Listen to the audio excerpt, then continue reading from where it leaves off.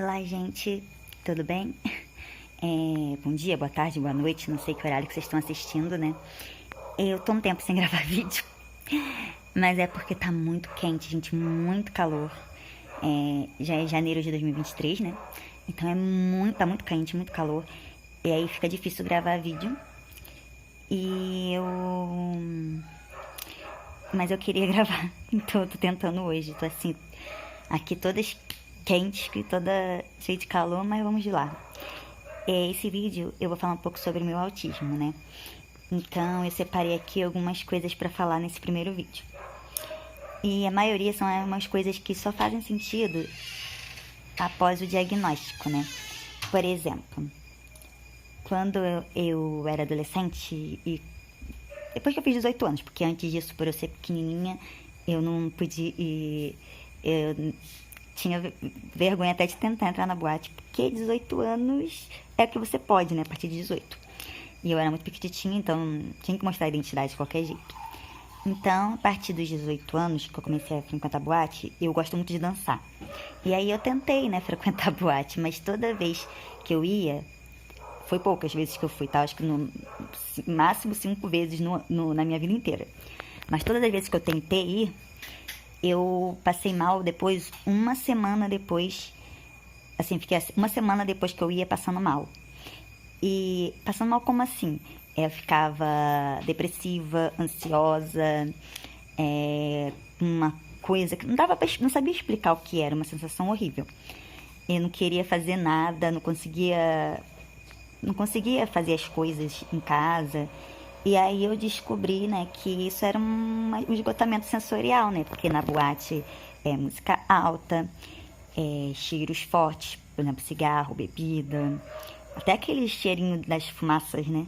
Que eles botam assim, luz piscando, muita gente grudada, apertada. Então, isso era um pouquinho complicado para mim. Também, na infância, eu tinha dificuldade para brincar com outras crianças, né? Eu preferia brincar sozinha. E aí, uma das coisas que eu fiz para tentar burlar essa minha dificuldade foi aos 5 anos de idade que eu criei... 5 anos ou foi antes? 4, 5 anos de idade, não lembro bem assim a data. Eu tentei burlar isso criando uma brincadeira chamada Super Monstro. Depois eu descobri, depois já até adulta, início da vida adulta, que descobri que existia um pique que é parecido, que é o pique ajuda. Mas assim, como é que era a brincadeira do Super Monstro? Tinha uma regra, que era a regra principal, que sempre começava comigo o pique. Ou seja, eu não precisava ficar correndo das outras pessoas para as outras pessoas me pegarem, porque dava nervoso isso. Então, sempre eu começava com pique, eu que pegava as pessoas. E conforme eu ia pegando, quem eu pegava começava a me ajudar a pegar os outros. Então, eu ficava cansada e não precisava terminar pegando todo mundo, porque quem já tinha sido pego ia me ajudando a pegar os outros. Então, esse era o pique monstro. E eu só brincava de pique, de correr se fosse pique monstro. Eu ensinava para quem fosse, meus primos, meus vizinhos. Eu só brincava se fosse assim. Se fosse outra brincadeira de pique, eu não brincava. E uma outra coisa, né? Que muitas vezes, assim, quando eu brincava de outra brincadeira, de correr, que exigia agilidade, força, assim, eu era café com leite. Porque eu não conseguia meio que competir em pé de igualdade. Eu era muito fraca, muito lenta. Então, geralmente eu era café com leite nas brincadeiras. Uma outra coisa que eu acho muito interessante, que sempre aconteceu comigo, tanto quando eu era criança e adolescente, quando eu estudava, tanto quanto eu trabalhando hoje em dia, né, como professora, é a questão das férias. Férias é uma coisa muito esperada por todo mundo, e eu também gosto das férias, porque é um momento de você de relaxar, fazer o que você quiser, a gente pensa, né. Só que as férias é uma grande quebra de rotina. Então sempre foi um problema pra mim, porque eu sempre ficava muito ansiosa pras férias, planejava 1000 coisas e nunca conseguia fazer nada daquilo, ficava depressiva, passando mal nas férias. E, sim, é um momento muito delicado pra mim, que eu tenho que tomar muito cuidado com a minha saúde mental nas férias, porque é uma quebra de rotina, mesmo que seja pra algo bom, pra mim é ruim. Então, assim, eu descobri que nós autistas, né, mesmo que seja uma quebra de rotina pra uma coisa que a gente queira fazer, mesmo que seja algo que a gente esteja planejando muito, que a gente, por exemplo, vou fazer uma viagem, eu quero muito viajar, mas só pelo fato de ser uma quebra de rotina, isso pra gente é ruim. Então, eu sempre passei mal, sempre tive crises, hoje em dia eu entendo que são crises, né, nas férias. Tanto quanto eu era criança e adolescente, que eu era aluna, tanto agora como professora também, que eu sempre desejei as férias como qualquer outra professora, né? Mas aí chegava o momento mesmo de tirar as férias, tudo aquele planejamento que eu fazia não dava certo.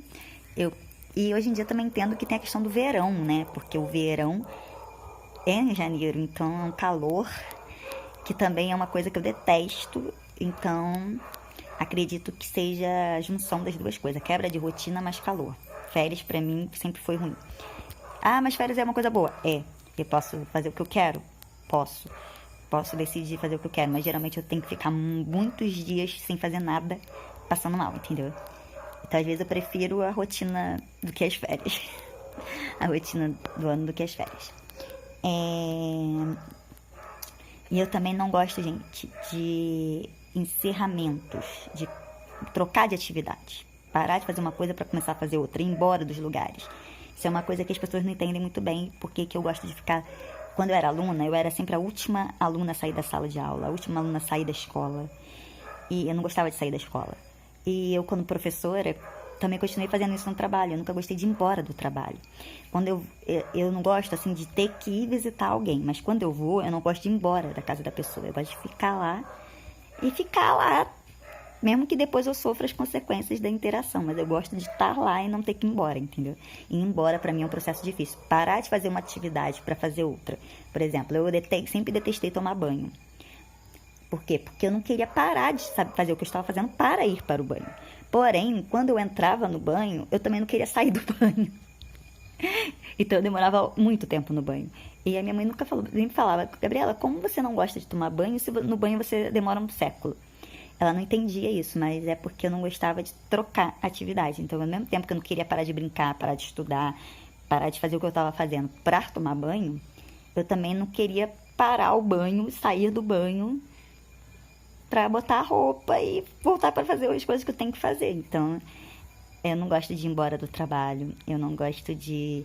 Eu já tive muitas crises de não conseguir sair da sala de aula depois, assim, tipo, eu dava aula de manhã e de tarde, chegava à noite e eu não queria ir embora da escola. Como a escola funcionava à noite, teve uma escola que eu trabalhei que funcionava à noite, com EJA. Então eu ficava lá, o EJA chegava para estudar à noite, eu tava lá na escola ainda. E as pessoas diziam, você não vai embora, não? E às vezes eu ia, mas com muita dificuldade, sabe? Era assim, me arrastando pra ir embora. Eu me esforçava muito pra ir embora, então demorava, era um processo lento pra eu ir embora. E às vezes eu precisava de ajuda de alguns amigos pra ir embora junto comigo, porque senão eu não ia. Às vezes eu chamava alguém, não, vem aqui me buscar, você quer, vai embora comigo, senão eu não ia embora. Às vezes eu tinha que pedir pra alguém me buscar, meu namorado, meu marido, que na época era namorado, né? Me buscar no trabalho, porque senão eu não vou embora. E às vezes eu tenho que fazer isso até hoje, pedir para alguém me buscar no trabalho, meu marido me buscar, senão eu não consigo ir embora do trabalho. Ou eu ir embora junto com todo mundo, tipo, quando a última pessoa sai, eu vou junto, entendeu? Uma outra coisa que hoje em dia faz sentido depois do diagnóstico, né, é o mutismo seletivo, que quando eu travo, às vezes eu travo, e aí eu não consigo interagir falando. E depois que eu aprendi a Libras, eu consigo falar em Libras. Então, assim, eu consigo falar em Libras. Depois primeiro eu paro de falar, só consigo falar em Libras. Mas também não consigo escrever nem nada. Depois eu consigo me comunicar, né? Libras ou emojis, né? Eu consigo, assim, no celular botar emoji. Depois eu volto a escrever, só que eu escrevo de uma forma totalmente enrolada. Parece até um surdo escrever. Que quem não conhece, os surdos escrevem de outra forma, porque o português não é a primeira língua deles.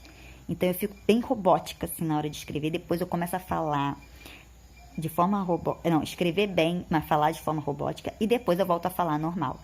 Então, assim, é um processo, depois, quando eu tô em crise, para eu voltar a falar normal. Eu passo por todas essas etapas. Então, no início, eu fico sem falar, falando só em Libras, e apenas me comunicando por emoji, mímica, coisas assim, para quem não sabe Libras, né? Porque, infelizmente, muita gente não sabe Libras, então... Quando eu não estou com meus amigos surdos nem intérpretes, eu não tenho como me comunicar em Libras Meu marido sabe pouquíssimo de Libras, então ele já tentou aprender, mas ele tem TDAH, então ele tem dificuldade em memorizar os sinais e tudo da Libras. E aí fica difícil, mas ele entende um pouquinho. Às vezes eu vou falando em Libras e ele fica nervoso, porque ele às vezes até sabe o sinal, mas ele fica nervoso em entender o que eu tô querendo dizer na hora da crise. E aí ele esquece os sinais na hora da crise que eu tô falando em Libras. Isso me deixa mais nervosa ainda. Então aí eu tento às vezes a comunicação alternativa, aumentativa alternativa, né? Que na verdade para mim é mais aumentativa do que alternativa. Mas eu tô começando a investir nessa área, mas tô com muita dificuldade, mas para conseguir me comunicar com as pessoas mesmo quando eu tô travada, né? E aí, depois eu começo a escrever, que também é uma comunicação alternativa, aumentativa, até conseguir voltar a falar direitinho. E às vezes eu começo a falar, mas soltando palavras tipo, esquisitas, ou com ecolalia. E ecolalia, gente, é coisas de repetitivas, né? Tipo, se eu faço uma explicação sobre minhas ecolalias, sobre o que é ecolalia, sobre as minhas ecolalias, deixar isso de lado. Mas, assim, como eu disse, tem essa questão da comunicação, né? E, assim, eu sou uma pessoa que eu sempre gostei muito de interagir. Como assim, um autista que gosta de interagir? Sim, eu não sou uma pessoa antissocial. Eu sempre gostei de falar muito. Só que eu tenho meus problemas porque, geralmente, quando eu interajo demais, no dia seguinte, ou no mesmo dia, no final do dia, eu já não consigo mais interagir com ninguém. Aí eu me isolo, fico em crise sem falar.